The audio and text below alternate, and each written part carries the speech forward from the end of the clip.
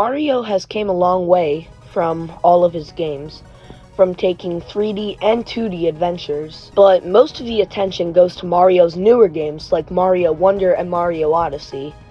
But I like to show my appreciation to the more old school Mario games, like the original Super Mario Bros. So in today's video, I will be completing some of Mario's most oldest adventures, starting off with the original Super Mario Bros., Super Mario Bros. 2 The Lost Levels, Super Mario Bros. 2, Super Mario Bros. 3, Super Mario Land, Super Mario Land 2, and Super Mario World. So, let's get into this long video. So let's start off with the original Super Mario Bros. Due to my luck, on the first level, this happened. Womp womp. Anyways, World 1-1 was a nostalgic breeze. You know I could just go up here and skip almost the entire level, right? Nah. Basically, the entirety of World 1 was easy.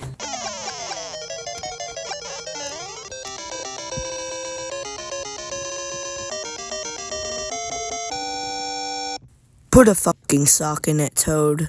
Anyways, 2-1 was easy.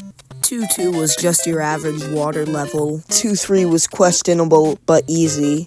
Very questionable. Oh, hello, Bowser. Wait, that's not Bowser. World 3 was just straight up boring and the prime example of repetitive gameplay. 4-1 introduces this sucker. Oh my god, a red flagpole, my life has changed. 4-4's patterns were pretty easy to remember. And these annoying little toads. Most of the levels here are just easy and repetitive until we get to World 8, so let's just fast forward to there.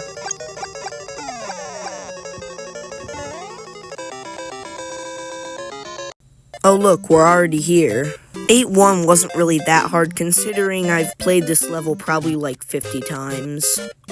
Surprisingly, I didn't die at all in 8-2. I even made this tricky jump first try. And I still had my Fire Flower for World 8-3, so I was pretty confident I'd single-hand this.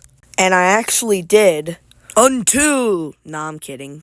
I finished 8-3 unharmed, and now I'm ready for the final level. For 8-4, I remembered where all the pipes were, so it wasn't really that big of a challenge. I took out the final Hammer Bro, and now I'm ready for Bowser. I damage boost right through him, and so long, gay Bowser. And now the princess is saved at last. And with complete ease, Super Mario Bros. Was knocked right out the park. For the next game, I was debating whether to go to Super Mario Bros. 2 or the Lost Levels, but then I decided to just do the Lost Levels because that's probably going to be my main challenge of the video. Here was the moment I was not looking forward to. Super Mario Bros. The Lost Levels, so let's go.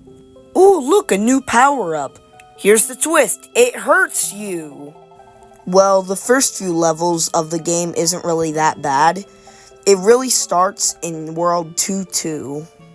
Oh my god, look at this. You may think you may need to make a really long jump, but no, you need to hit 2 completely random hidden blocks. But yeah, 2-3 and 2-4 aren't really that hard either. Not hard at all. 3-2's also a stinker. You have to swim through these coral paths, with these bloopers getting personal. Ooh, yay, a snow level. Oh yeah, in this part of 3-4, you have to damage boost so you can go under this small path. And you have to get up to this path. In order to do that, you need to hit 2 random hidden blocks. And after all that, you have to deal with Toad. Our princess is in another castle. World 4 was nothing special. Do I really need to say anything? Also, Nintendo apparently had a big obsession with jumping off enemies. And what is this? Oh yeah, and to complete this level, you have to randomly just enter this pipe. Castle levels in this game just straight up suck. And for this level, you gotta hit a hidden block while dodging a Hammer Bro. Is this where making horrible underwater levels came from? I mean, just look at this. Like, what the hell, Nintendo? Imagine this level but without the fire flower. Flying fish. Cool. Oh great, now we're back to playing the guessing game. Now another win level. Jesus. Making the same idea twice. Great way to throw us off, Nintendo. Okay, I know most of this video is just me saying how horrible of a game Lost Levels is, but there's really nothing actually good I can think of saying about this game. You know what, instead of bitching, I'm just gonna show you. Like, do I really need to say anything here? Rigged platforming sections? The Lost Levels? Never. Finally, World 8. Just a couple more levels and it's over. And another jump over an enemy. For World 8 too, you have to jump off a Koopa to access a vine in order to get to the flagpole. And here you have to hit 2 hidden blocks in order to jump on these platforms. Right off the bat, you have to make a tricky jump at the beginning of the final level. Okay, damage boosts through you. And finally, we have beaten the Lost Levels. Even though I beat the main game, let's also play World 9. 9-1 and 9-2 gave Fever Dream type feels. 9-3, you have to dodge Bowser's brothers' hammers. And in 9-4, fun fact, the words you see here is actually spelled out thank you in Japan. Games usually like to thank their players for completing their entire game. On to Super Mario Bros. 2, what I was excited for the entire video. I entered this game confident considering I've speedrunned this game many times. And just like that, World 1 is completed. World 2 was also pretty simple. On World 3 I was getting tired, but my goal was to finish this game before I went to bed. World 4 was easy because instead of taking the warp pipe to World 6 and 4-2, I wait until 5-3 and take the pipe to World 7. I feel like that's just the way to go. World 5 is fun because it's probably my favorite world of the game, especially World 5-3. Also, I think Claw Grip's a pretty dope boss. World 6 was hard, but not hard enough for the pro. And 6-3 is a joke because you could just take the quicksand at the beginning of the level to skip the entire level. Bye-bye, Triclide. 7-1 was easy because you could just super jump at the beginning of the level to get on top of the albatross so you could go to the rest of the level. And now it's time for the final level, 7-2. I didn't want to take the shortcut at the beginning and instead I wanted to play through the entire level. After getting the key from Birdo, it was finally time to go against the bird door that would lead me to the final boss. And yes, you heard me right, we are fighting a door. Alright boys, it's time for the final showdown. 4 hits and war is down.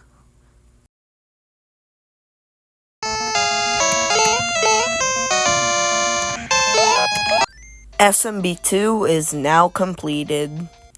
After defeating Super Mario Bros. 2, I decided to get some sleep for the night and continue Mario 3 on day 2.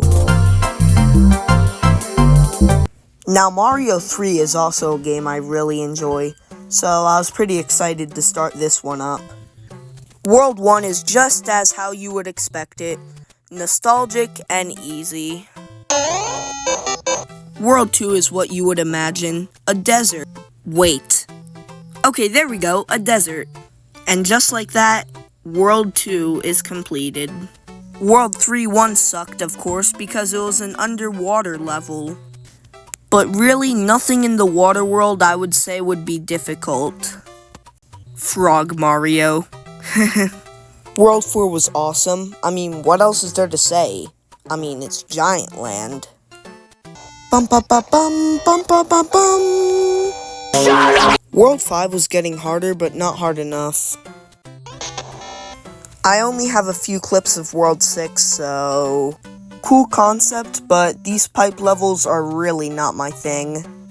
World 7-2 was also difficult, but surprisingly I did not lose my power-up.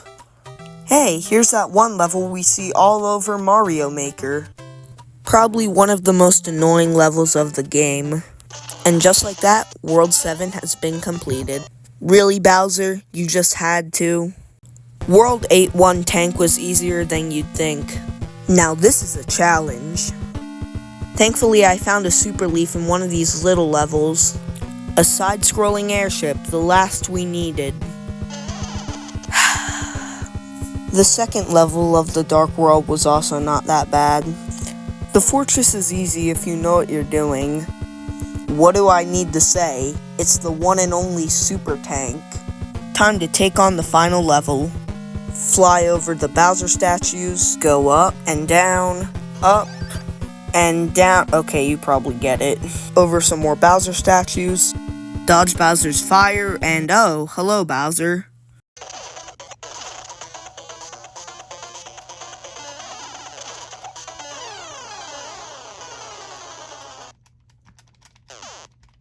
Let's go! And Super Mario Bros. 3 is now completed. On to Super Mario Land. It only has 4 worlds, so we'll probably get it done quickly. I'm not too worried about this game because, like I said earlier, it's a pretty short game. At least each of the levels last quite a bit. Jump over King Totemus, and World 1 is completed. 2-1 was nothing special, except for fish. Same really with 2-2. 2-3 is probably one of my favorite levels in the game because you get to drive in a submarine.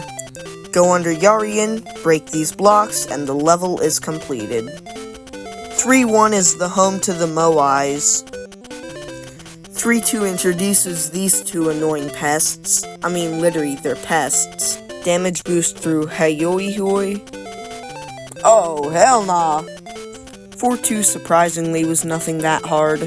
I actually like the final level as well, cause like the submarine, you get to drive around in a plane. Take out all these guys, go through this path, take out this chicken cloud thing. Time to defeat the big bad Tatanga. Tatanga's actually way harder than I anticipated, but I still managed to get him on the first try. And just like that, Super Mario Land is completed. Aww. On to Super Mario Land 2 6 golden coins. Before you enter any of the 6 zones, you have to complete this tutorial level. After that, I decided to hit the tree zone. Tree Zone 1 basically is jumping over these gaps. I really enjoy Tree Zone 2 because of the tree sap mechanic. Tree Zone 3, you basically platform up these leaves. Tree Zone 4, you ride on these owl-type bird creatures.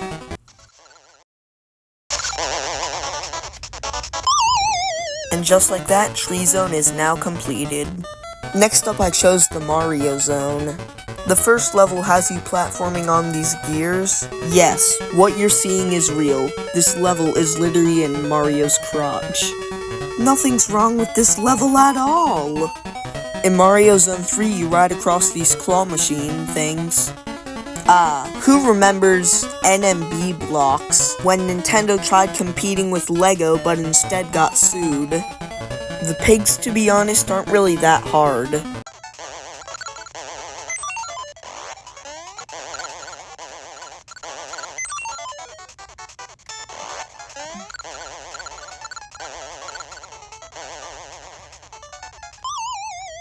The Mario Zone is now completed. Next up is the Pumpkin Zone. Hey, it's Jason. Pumpkin Zone 2 is a very questionable level. Pumpkin Zone 3 is supposed to be an abandoned church.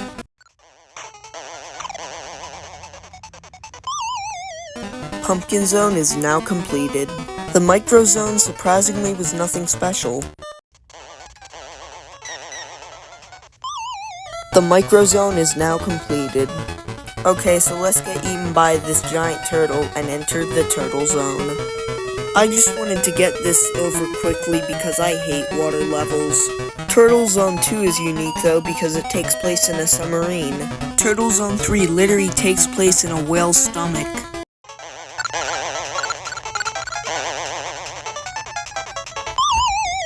The Turtle Zone is now complete. Before we enter the Space Zone, I decided to play this level because why not? This level is straight up just an auto-scroller with Goombas and Para-Goombas.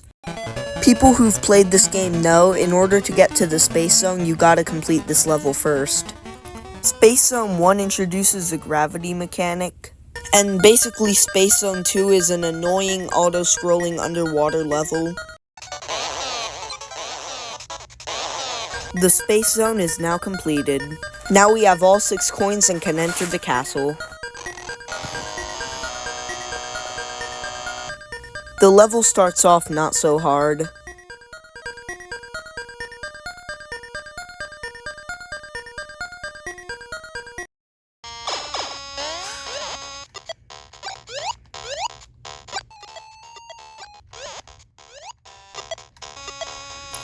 Alright, it's time for the final boss.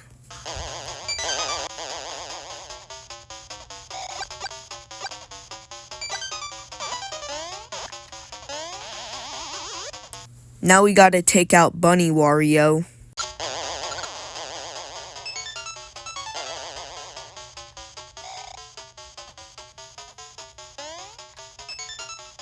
Now for Fire Flower Wario.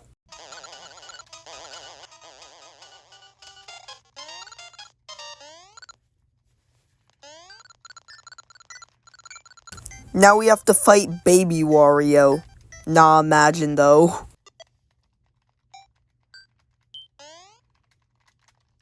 And just like that, Super Mario Land 2 is completed. Since I finished Mario Land 2, I'm gonna get some sleep for the night and start Mario World tomorrow.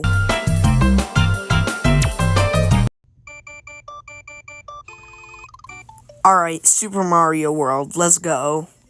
World 1 gave me no trouble at all. And we also can't forget about the rest of Donut Plains. The World 1 is now completed. By now you guys probably know what World 2 was. World 3 is just World 3, nothing really to say. Forest of Illusion was cool because I actually found the entrance to their Star Road by mistake. And there I was at the underwater ghost ship, probably one of the coolest Mario levels I've ever played.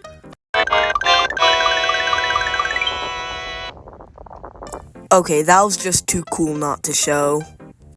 On to 8-1, they have these dope-ass Monty moles. The rest of the levels were whatever.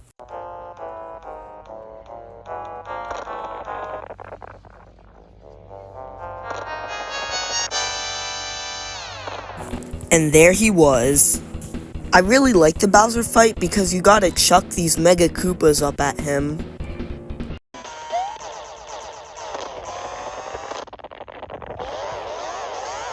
And now all of the games I needed to complete are completed. Even though I completed the full game, I still decided to complete the Star and Special World, but little did I know this was going to be a big mistake. Star Road 1 was just breaking blocks. Star World 2 was just an underwater level with Yoshi. Star Zone 3 I just had to go up this upper area and then get the key. Star Zone 4 I had to go under this area and hit this block to get a key. Star Zone 5 had me grab Yoshi and fly up here. And there I was at the Special Zone. For Gnarly, I just had to hit a P-switch to access a hidden question mark block. Oh, shit. That's right, next up was Tubular, the level everybody hates. Surprisingly, I only died once with this level. Way cool, I just sat on this platform. And what is this? This level actually wasn't that bad compared to some of the others. Outrageous literally has it in the name. You are a super player. Yes, I am. Holy shit. Oh my god. Oh, I dropped my controller. And just like that, Super Mario World is now completed. Well, it's finally over. Let me know what I should do next. Maybe all of the new Super Mario Bros. Games, or maybe even some 3D games. But if you guys enjoyed, make sure to smash like, subscribe, all that crap, and we will see y'all in the next video.